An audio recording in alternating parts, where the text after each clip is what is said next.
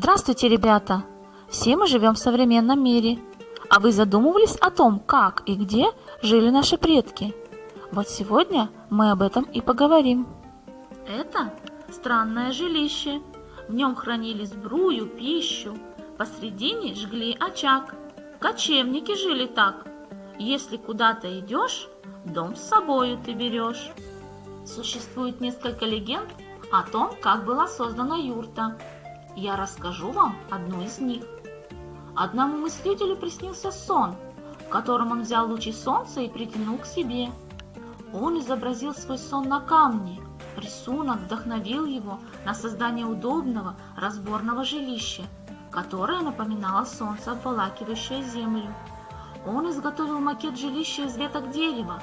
Позже на основе этого макета было создано жилище, которое назвали словом юрта. Юрта была удобна для переселения и просторна для проживания всей семьей. Со временем появились целые селения из юрт, аулы. Ребята, а вы знаете, из каких частей состоит юрта? Юрта быстро собирается и легко разбирается.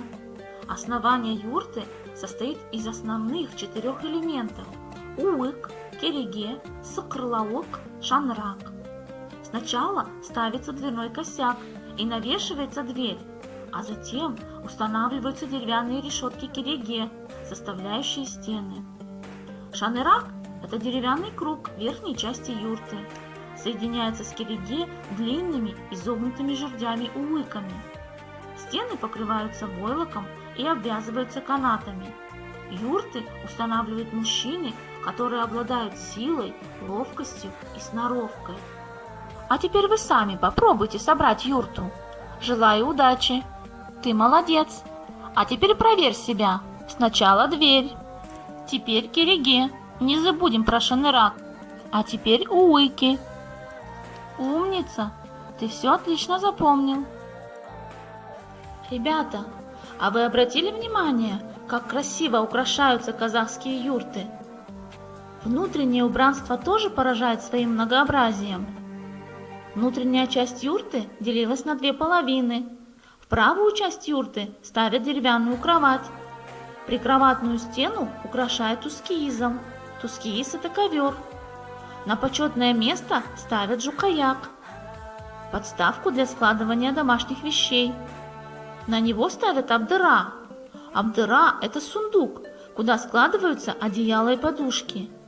В левой части располагают кебеже – деревянный сундук, куда складывают всевозможную посуду. Давайте снова поиграем. Посмотрите на картинку и назовите те предметы, которых не было в юрте древних кочевников. Молодец! А теперь давай проверим. Казахский народ очень гостеприимный. Когда в дом приходят гости, всегда накрыт дастархан. Чувствуете, как пахнет? Это аромат казахских блюд, который доносится с праздничного дастархана. Представь, что ты хозяин или хозяйка юрты, и тебе нужно встречать гостей. Как бы ты встретил гостя по казахским обычаям и традициям? Ты молодец! Бешбармак – главное блюдо. Кумыс – полезный напиток из кобыльего молока. Умница! Курт очень любят и взрослые, и дети. Ты супер! Баурсаки – это украшение стола. Молодец! Ты ничего не забыл. У каждого народа есть свои обычаи и традиции. И где бы мы ни жили, мы должны знать, соблюдать и уважать традиции и обычаи наших предков.